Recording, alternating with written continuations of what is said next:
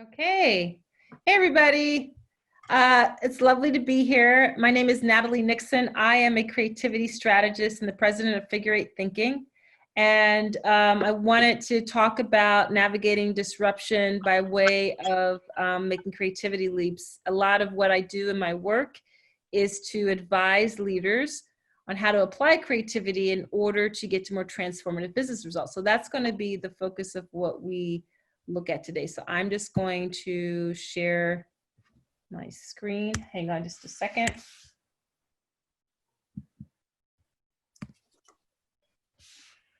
Okay. All right. Sharing my screen. And if you find anything that you hear today of interest that you want to share on social media, please do. You can follow me on Instagram and Twitter on at NatWNixon, and just tag what our discussion today with hashtag creativity leap. So I actually wanted to start with this image. It comes from an article that the Harvard Business Review published in early March, and it was an interview between Scott Baronato and David Kessler. And Scott Baronato is a Harvard Business Review writer, contributor, and David Kessler is one of the world-renowned authorities on grief. And since March, there have been so many disruptions in our society, starting with a global health pandemic, which is what this article referenced, and more recently in our own country, the civil protests for social justice, really sparked by the murder of George Floyd, and there have been even others since then, tragically, through police violence. So a lot of what many of us have been feeling is actually grief, and the name of the article is That Discomfort You're Feeling is Grief. And there's two takeaways I got from the article, which I want to share. The first is that the 5 stages of grief that we typically think about are totally non-linear. And those 5 stages, just to review, are denial, and then anger, and then bargaining, then a deep sadness, and finally acceptance. And I certainly went through variations of that from March up through now even, where, as you know, to David Kessler's point, it's not a linear process. There are times when I was feeling really angry, and then sad, and then bargaining, and then accepting, right? And certainly as an African American, I have felt an incredible sadness and grief because of the repeated evidence of police violence against Black Americans.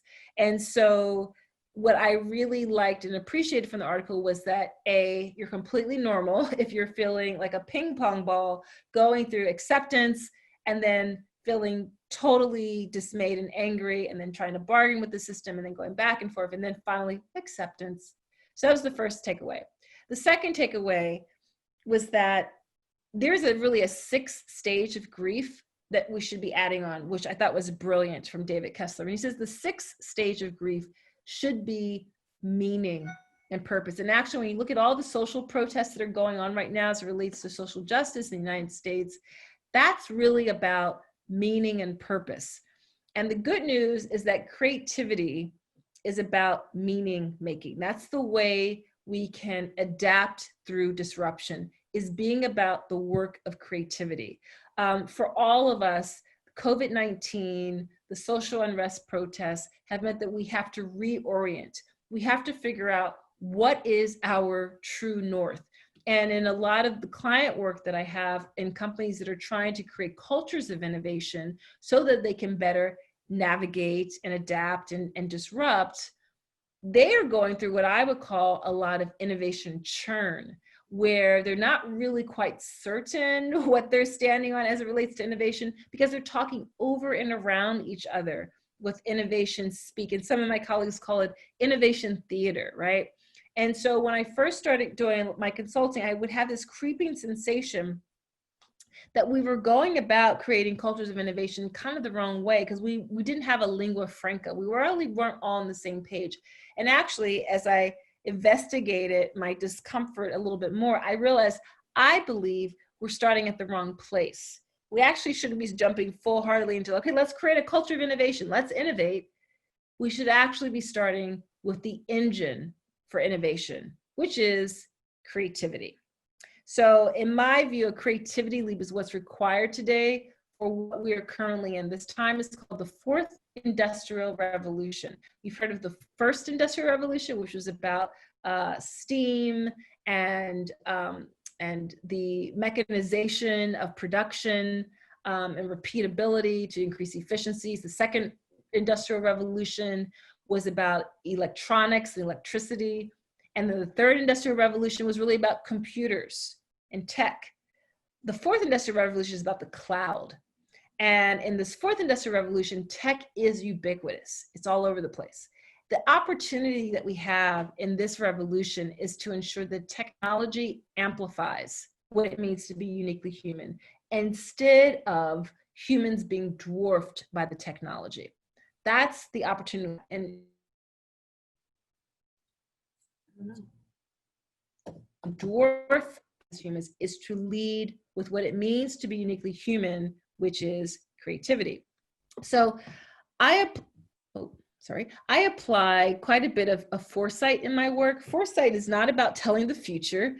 Foresight is actually about being astutely observant about the present state so that you can map out multiple possible future scenarios. So there are signals on the landscape that I've been collecting for about 3 years now, and I want to share just a couple with you. This first signal comes from a report that the World Economic Forum published in 2016. Actually, back 5 years ago. In 2015, the World Economic Forum said that creativity is going to be the number 10 job skill by 2020. That's what they said 5 years ago. 1 year later, they said, actually, we believe that creativity is going to be the number 3 job skill by 2020. That was 1 year later. And what's interesting is that job skills numbers 1 and 2 are actually skills such as problem solving and complex critical thinking. And what's funny to me about that is that critical thinking and problem solving are all part of creativity. Net creativity really is the number 1 job skill for 2020 and beyond. The second signal on the landscape, which I've been collecting, actually comes from popular culture. So there's some really good television on these days, and I want to note 3 TV shows. The first character in the left is this young man. His character is named Junior. He's from the hit comedy show called Blackish. And in this scene, you see Junior declaring to his parents that he has no intention of going on to college. He intends to take a gap year, much to his parents' horror. In the second middle photograph, you see a character named Abigail. She's from a show called Big Little Lies. Her mom is the character Madeline, who's played by Reese Witherspoon. In this scene, Abigail is saying to her mother quite defiantly, she's not even going to apply to college. In fact, she already has a job with a startup. So what I found fascinating about these 2 signals is that you have members of Gen Z, the centennials, who are really questioning the ROI of college. They're questioning the way that we have decided you should learn, sage on stage. They want to learn by doing. They want to learn experientially. All of these are roads that point to creativity, and specifically to what I call the human quotient. The third image is from a character named Wendy Rhodes from the hit Showtime series Billions.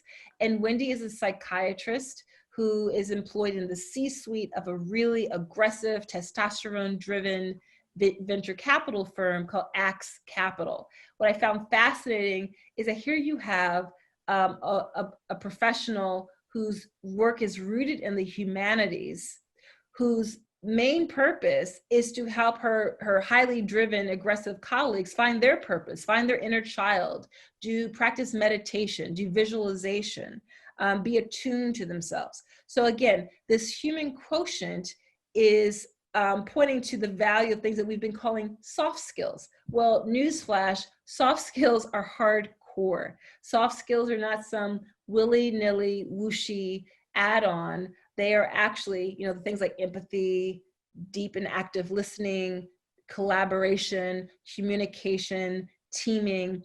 These are critical hard skills, and they are essential for these VUCA environments that we all live in and must adapt to, environments that are volatile, uncertain, complex, and ambiguous. VUCA environments is not a new thing. I spent 3 weeks this January in Doha, Qatar, in the middle of the Middle East. It was amazing. And one of the things I love about being in the Middle East, I've lived in Israel, I have visited the UAE, Dubai, and Abu Dhabi. And what I always appreciate and enjoy is the acknowledgement of a rooted tradition in navigating complexity. When you think about the Bedouin people, to be able to live for generations, century after century in the desert, it's amazing. To have been able, the people who built, the Egyptians who built and designed and built the pyramids, that's navigating complexity. Complexity just shows up differently today, right? But we are actually designed and equipped to navigate complexity. It takes patience, it takes a different mindset, but it's totally feasible. So what I'm proposing is that in order to disrupt and adapt, we've got to navigate and manage complexity with complexity, namely with creativity, because creativity is a complex system. But I want to get into a little bit more nitty gritty. I don't want you to say it's a complex system, because that's not even how I define creativity, but I'm going to stop sharing my screen for a moment. I'm going to go back to the view of you, and I want you to type into the chat, how do you define creativity? In your view, what is creativity? So would you just add that to the chat, please?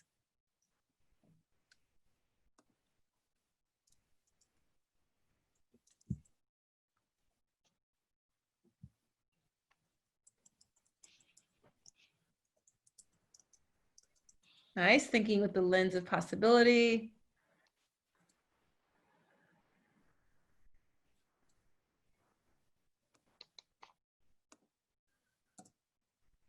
Thinking outside the box. Thank you. Ideas that are tethered to a central theme, but not bound by that theme, like that. Maybe one more.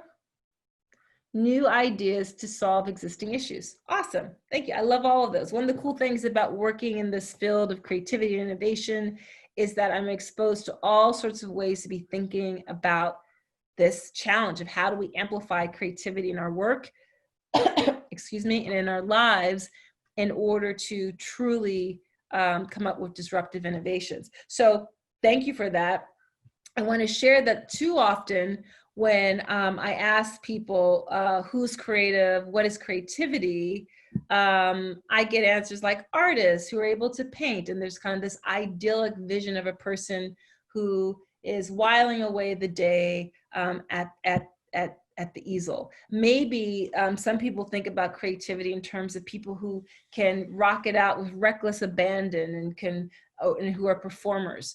Maybe people think of the elegance and grace of trained dancers on stage. Sometimes that's where people end with creativity. They kind of, in my view, ghettoize it in the arts. Well, in the research that I've done, it's led me to conclude that creativity is actually your ability to toggle between wonder and rigor to solve problems and create novel value. That's what creativity is.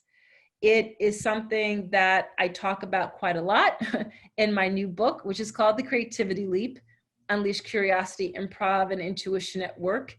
And it's a result of having interviewed over 50 people who come from a range of sectors and industries. And I just want to go through a few of these examples, because this is also creativity. So the gentleman down here in the red t-shirt, this is Daniel Goods. He heads up the studio at NASA's Jet Propulsion Lab in Pasadena, California. And I went out to Pasadena. I visited Daniel and his team and was just amazed at what a diverse team can solve for.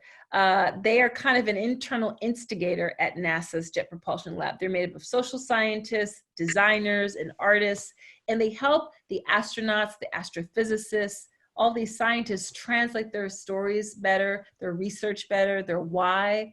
And every organization I learned from this needs kind of this internal provocateur. The woman right above is Nicole Pittman. She's an attorney. And I learned from Nicole. She's one of our country's foremost policy leaders on child sex offenders. And she's an incredible ability to practice intuition, empathy, and improvisation in order to conjoin different opposite sides of the aisle, opposite stakeholders, and bring them together. Gary and Amy Mainoff are owners of the Mainoff 5-acre fruit farm in New Hope, Pennsylvania. As an aside, you got to visit this farm, the Mainoff farm. Amazing apples and peaches are coming into season now.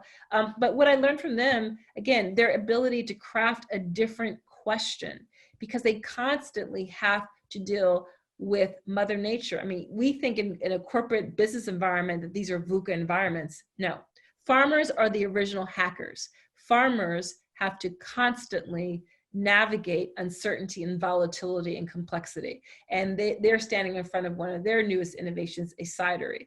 And then the woman on the right is Céline Barrel. She's French. She's a nose. She's a perfumier. We met at a salon, not a hair salon, like an idea salon, innovation salon, stayed in touch. And she is a perfumer for international flavors and fragrances. And what I learned from her was her unique ability to balance chemistry and science and intuition and emotion. She talks about how she has this superpower, this ability to create for people that a memory of that which no longer exists, right? Because when you think about when you smell a scent, it can bring you back to another time in your life, another geography, to another person in your life. So this is creativity as well as what we see in artists. We can no longer afford in this fourth industrial revolution to isolate creativity in the arts. It's not fair to artists, and it's not good for our society at large. So creativity is this productivity play, and it's a competency that we can exercise. If I can geek out for a moment, when I said that we have to navigate complexity with complexity, and then I said creativity is a complex system, here's what I mean. Creativity is actually a chaotic system. A chaot is a word that a gentleman named D. Hock made up. D. Hock was the founding president of Visa, the credit card company. And when he was tasked with leading Visa, this global company based on the virtual exchange of currency, he said, you know, I don't want to have a company that's made up of, you know, a string of boxes and arrows. That's not quite what I see when I'm taking my long walks in nature. Human organizations should have some chaos and some order because they're made up of humans, right? And then he did a mashup of these two words, and he created, you know, this idea of chaotic systems. So chaotic systems is something we see all the time in nature. The way forests spring up is a sapling, which is dropped down from the top of a tree from the leaves and branches. It starts to grow up on the earth and floor, and then it emerges. Complexity is about self-organizing, emergent, adaptive systems. This is also the way our bodies heal. So if you skin your knee, there's not a permission slip culture.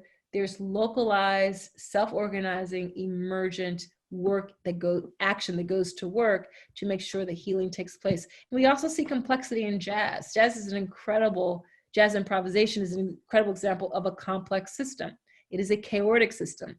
The order comes with the fact that jazz musicians know music theory. They practice incessantly. There's a structure to the composition. The chaos comes with the magic that comes from the improv in the interstices of the moments of the music. So these are three primary examples of chaotic systems, and creativity is a chaotic system. I learned about chaotic systems when I was a professor, and I was actually earning my PhD while working full-time as a professor. And so you can see how deeply influenced I was. My research was on improvisational organizations.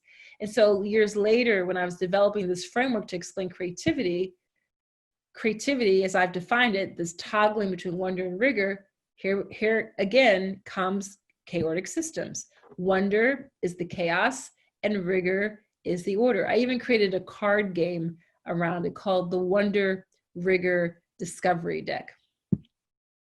The whole purpose of the Wonder Rigor card game is for me to help my clients play more in order to problem solve. We've totally, to our detriment, dismissed the role of play. Play leads to better experimentation. It leads to discovery. It leads to asking better questions. It means that we have to collaborate more. And so there are three phases to the game. The first phase is just to really cultivate a different mindset. So I have a series of question prompts like this one, where I'm asking people to reflect on spaces and places that make them stop in their tracks and catch their breath. This is the wonder piece that is absolutely essential. So wonder. Wonder is about daydreaming. It's about imagining, asking big blue sky, audacious questions. And what I find fascinating is that wonder has been with us for quite some time. So centuries ago, Socrates was credited for having said that wisdom begins in wonder. Fast forward several centuries later, the Jewish theologian and civil rights activist Abraham Heschel said that wonder, rather than doubt, is the root of all knowledge. Wonder, not doubt. Rigor. Rigor is about practice. It's about accepting critique. It's about being really thorough, showing up over and over and over again. It's time on task and discipline. Leonardo da Vinci said that any obstacle can be destroyed through rigor. So wonder and rigor, when put together, produce two really interesting corollaries to me. The first is that wonder is found in the midst of rigor. If you think about any rigorous, detail-oriented task that you've done, completing your taxes, developing an Excel spreadsheet, weeding the garden, dusting and cleaning the woodwork of your house, it's often in the midst of these rigorous tasks that wonder is found, that you get these light bulb moments. Similarly, the corollary to this is that rigor can't be sustained without wonder. So in the beginning stages when I'm working with clients, sometimes what they think is rigor is actually work churn. But rigor, for all the rigor that we're putting out, incessant meetings and following the rule book and procedure, none of that is going to be sustained without wonder. We need wonder in our lives. We need wonder in our organizations. So here's another question for you. Who for you, living or dead, do you consider to be a wonder mentor? And my second question is, who for you, living or dead, do you consider to be a rigor mentor? And I just want you to first answer the first question. Just put in the chat, I'm going to stop sharing. Who do you think of as a wonder mentor for yourself? If you just add that to the chat.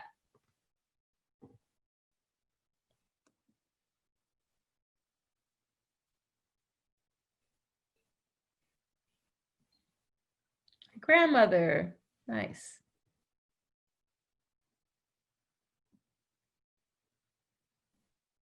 Paul Groundwater, former boss.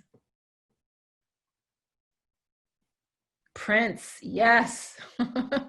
Always creating. Your father, nice. Thank you. Okay, how about your mentors for rigor? Who comes to mind? Your mom, says Tracy. Mentor for rigor. Sometimes the boundaries are really blurred. Sometimes you'll find that the same person you think of as your mentor for wonder might also be your mentor for rigor. That happens sometimes. Totally fine. Marsha's grandmother, Lisa's mom. Maybe one more rigor mentor.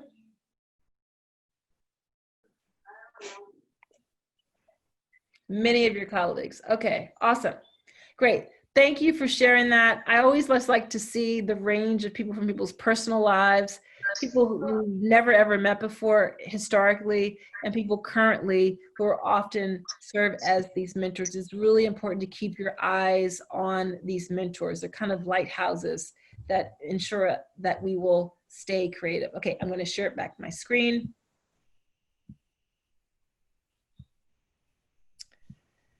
So there's three tactics I like to give in order to practice wonder and rigor, in order to practice creativity. I call these the 3 I's. They are inquiry, improvisation, and intuition. And I often, in my website, I have all these resources on my website, and this is one of them. It's one of the first frameworks I developed to explain the way I think about how creativity works and the way it gets manifested. We have to be really curious and be good at asking very different types of questions if we ultimately want to truly innovate. We have to be willing to improvise. None of us gets to work from a script, right? So we have to be improvisational, and we have to be able to intuit. Intuition is a tool for decision making, right? It's that nudge, that gut feeling, I should go left and not right. I should date this person and not that person. I should take on this project and not the other project, right? Pay attention to those things. In a flow manner, they all lead to insight, and that's creativity. So I have some tips of 3 things you could start doing to practice the 3 I's. 1, to practice your curiosity and your inquiry, insist on teams that will have creative abrasion. Creative abrasion is a term that Jerry Hirschberg, one of the early heads of design for Nissan International, and he insisted on any project that his design team was working on, he insisted that people from sales and finance and manufacturing also be involved. He understood that while abrasion, when you're working with people who have a different skill set from you, can be a pain because you have to do so much translation of jargon and you have to be much more patient and you feel like the process will take longer. But his point is that friction, even if you light a match, friction is energy. So why not convert that energy into something positive? The second thing you can start doing in order to get better at becoming a better improviser, more adaptive, become a clumsy student of something. So I've shared before that I have recently started, in the past year, started studying the foxtrot and the tango. And while I've studied dance since I was age 4, I'm really bad at the tango and I'm really bad at the foxtrot. I'm clumsy at it. It forces me to be an active listener, to embrace my mistakes, to build on my mistakes, to be able to laugh at myself, right? That's how those skills become transferable into my work. And thirdly, to become better at intuition, document the last 3 times you did follow your heart, that you did follow the nudge. What was the result? And then document the last 3 times you ignored the nudge. What was the result, right? This is a very important exercise to do to help you be attuned to your creativity. Again, creativity is not only being good at drawing and painting and dancing and music. Certainly, artists are really great at grappling with the ambiguity. They sit with the discomfort that comes with every creative process. They are more fixated on the process than on the solution. But whether you are working in the sciences, in technology, in law, in farming, in plumbing, you absolutely must exercise creativity. You must toggle between wonder and rigor in order to do your job well. In case people aren't convinced of the connection between creativity and a business ROI to help you become more adaptive and disruptive in your business and in your work, here's 3 examples of the business ROI of creativity. Number 1, if you are more creative, you will necessarily have to engage in inventive thinking. When we have inventive thinking, we discover new business models, different strategic partnerships, and we uncover novel revenue streams. Secondly, when we are more creative, or actually, let me say it a different way. We are a lot more creative when we collaborate with others because new ideas spark. When you're building a collaborative organizational culture, ultimately productivity increases and efficiencies improve. When efficiencies improve, costs go down. That's a business ROI. And thirdly, when we are more creative, we must be customer obsessed. We must be much more curious, get outside the building and try to understand what makes people tick in whatever area we're working in, right? When we start getting fixated on designing, producing, developing human-centered products and services, whether we're working for a bank or a publishing company or a school, we create greater sustained value and sustained brand loyalty. If this has been of interest to you and you'd love to learn a little bit more about this, I invite you to stay in touch with me. You can text me you can text the word create to the number 3377. You can also just email me, Natalie at Figure Eight Thinking, and I'll send you a sample chapter of my book. If you want to stay attuned and abreast to more inspired work and thinking from me, then subscribe to my YouTube channel, which is, you can just Google YouTube Natalie Nixon, or you can go to this bit.ly short link, Natalie YT. And I thank you for your time. Oh, one more thing. I did want to add that I'm doing a lot of fun events with Seth Godin and King Britt and Fei Wu and Galit Ariel next week for my book launch.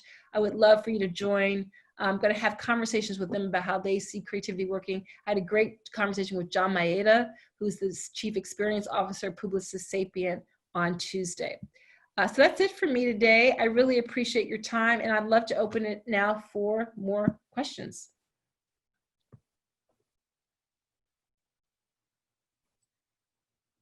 If anybody has any questions, just unmute yourself.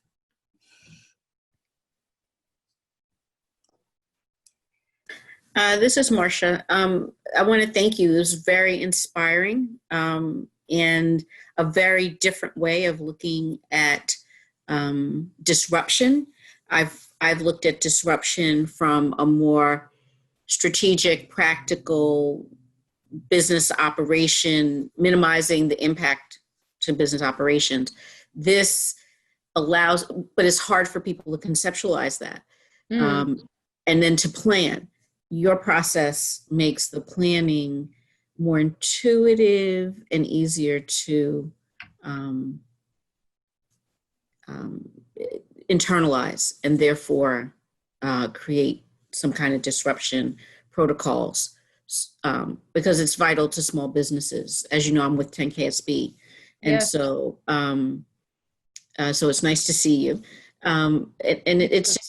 It's hard with small business owners, trying to get them to really think through how to make a plan when they're just trying to survive. So, well, thank you for that, Marcia. I was telling Lynette and Tracy and the other Natalie before we got started that this has been a really packed day. And one of the things I did was I was teaching a course in collaboration with Babson College. They have this executive ed entrepreneurship program. And I was teaching a lesson on business models. And to your point, I am actually not a proponent of business plans. The main reason why business plans are necessary is to help get funding from a bank, and then the PDF goes down some black hole in your computer somewhere. The reason why business models are so much more compelling is for the very reasons you spoke to. They require us to first start with the human, the value proposition. Who are we serving, right? If you only get fixated on the features, the trinkets, the gadgets of your thingamajig, you lose sight of why you are in business at all. yeah. So yeah, so this work of starting with creativity as the engine for innovation is really catching on. And 20 years ago, the admonition to businesses and to companies was like, you really are a tech business. And if you aren't, you should be starting to think like a tech business. That's the business you should be in. You should be a tech business. Well, my retort to that in the year 2020 is you should be a creativity business. That's the business you should be in. If you are not in the business of creativity, you will not survive, especially because we were going to come across, I started out with a slide about the Harvard Business Review article talking about COVID-19. I was referencing all the social justice protests that have been happening. We're going to see more and more types of these disruption events. Agreed. Right? So we're going to need, you can't have a Gantt chart, right? The Gantt chart is not going to be reliable. You need to be able to adapt, improvise, etc. And I always like to share that slide that I shared from the World Economic Forum, because it's a really highly respected global organization. Here they are even saying how essential creativity is, especially in the light of the fourth industrial revolution. If you're only doing tasks, if your constituents or your stakeholders are only doing tasks, we've got to help people up the ante on complexity, on problem solving, and critical thinking, because that's where we will not be replaced by computers and technology. Mm-hmm. Thank you for those points, Marcia. Yeah. Thank you for the work you're doing. This is really inspiring. So thanks. Thank you. Appreciate it. Natalie, I was curious. So my Wonder mentor has been someone who was in my life many, many years ago. And so how do you go about finding a Wonder mentor? Like I still am inspired by this individual and, automatically came to mind, but is there a way that you would suggest kind of finding that person or helping to identify that person in your life? And this is a person who you knew, this was your former boss, you said, right? Yeah. Mm-hmm. So I actually am, so that's a great question. And I'm an advocate of finding Wonder mentors and Rigor mentors who you may not even know. The purpose and point of having this Wonder mentor, this Rigor mentor, is kind of this aspirational avatar for yourself to reach for. So even for people who you've never met, who come from a different geography, culture, different time, you can research them. You can research their methods of working, how they work through problems. If it's Einstein, if it's Leonardo da Vinci, for me, one of mine is Harriet Tubman. She's a person who was a leader who, talk about both intelligence and also intuition. She relied on her dreams to help her map the ways for routes to freedom for enslaved Black people. But she also was incredibly smart for her ability to, she served with several regiments, et cetera. Anyway, so it's nice if our Wonder mentor or Rigor mentor can be someone we could have a cup of coffee with, that we can access on a daily basis. The point is, don't just stop there. Identify. It might be someone you find through a TED Talk. And if it's a person who's living, even if they're super aspirational and it feels like a long shot, reach out to them. You never know the ability of just having a 15-minute conversation, what the impact of that will be.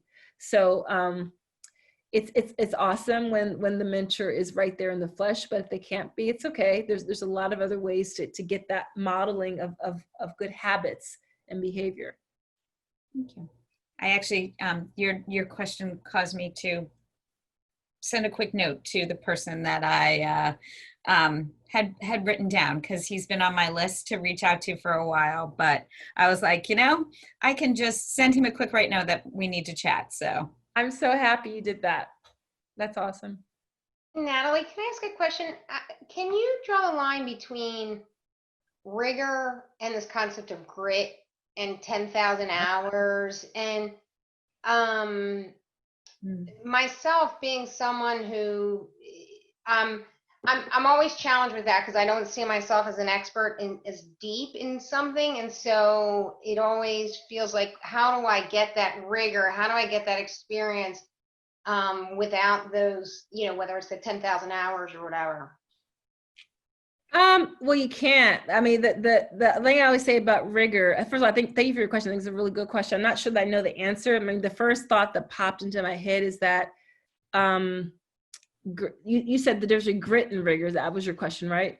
Yeah, I mean, I just came off reading her book, and I there's some things I would argue in that book I don't necessarily agree with, but the one thing is, people constantly talk about this X many hours doing what you do, right? And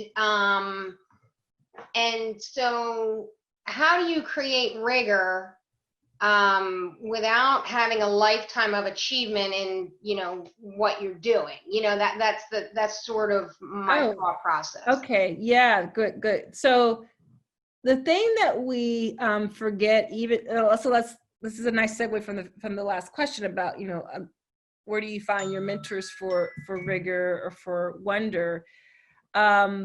We really can mystify these people, right? Like, who can imagine Leonardo da Vinci as a toddler or Einstein as a bumbling teenager, right? And it's hard to step back and recall that at one time they were a clumsy student. All of us start out as clumsy students. It's actually only through that process that no one sees. It's not sexy. It's very solitary. It can be very lonely. It takes persistence. But whether you're talking about a dancer like Twyla Tharp, who I love her quote that before you can think out of the box, you have to start with the box. And man, she's one of my mentors for rigor. Out of that rigor comes incredible creative expression and artistic expression. So they're really bound up in one another. My first thought was that grit is a means to rigor. The grit is a means to move through the rigor. But that's the part I think is so important to remember about creativity, because we do romanticize creativity, especially when we kind of only silo it among artists. But it's hard work. There was an interview with the actor Laura Linney. She's in the show Ozark. And she was being interviewed on this podcast called Hello Monday. I really like Hello Monday. It's a LinkedIn podcast. I reference this in my book. I reference it because I love that there's a moment in the conversation where Laura Linney is talking about the acting rehearsal process. She said at the beginning, it's awesome. You've gotten hired. You've taken a look at the script. You studied the script. You come to the first few rehearsals. It's lovey-dovey. Everyone's excited. And she said about rehearsal number 7, she said like clockwork, every live rehearsal process, because she's a theater actress as well as film, TV. She said you hit this wall where it's hard, things aren't clicking, there's no flow. And she said, artists are good with sitting with the discomfort, because you have to. You have to sit with that discomfort. You can't just plow through and short circuit it and cover it up and say, we'll copy paste it, or we'll just kind of do a variation of what we did last year, right? You have to really work through and sit with that discomfort. And that's the difference between being fixated on process, which artists are really good at modeling for us, versus being fixated on solution, which frankly, a lot of the way we've been educated, we've been rewarded for having the solution. You know, traditional MBA programs, you get rewarded for what's the answer, the solution. What are you going to tell, you know, all these case studies that young MBA students are given, you know, what are you going to tell the CEO in X scenario, right? But it's really about identifying these multiple possible scenarios and following up the process. Anyway, that was a long-winded answer, but it's a great question. I just think the main thing to remember is that rigor, the rigor component of creativity is such an important aspect to recall, because it reminds us of how hard it is. No one, when opening night happens, no one is aware of that part. No one remembers that part. No one remembers it on the you know, the opening night of the artist's paintings in the gallery. But it is an essential component of the process. Right. Thank you. Sure. Are there any other questions?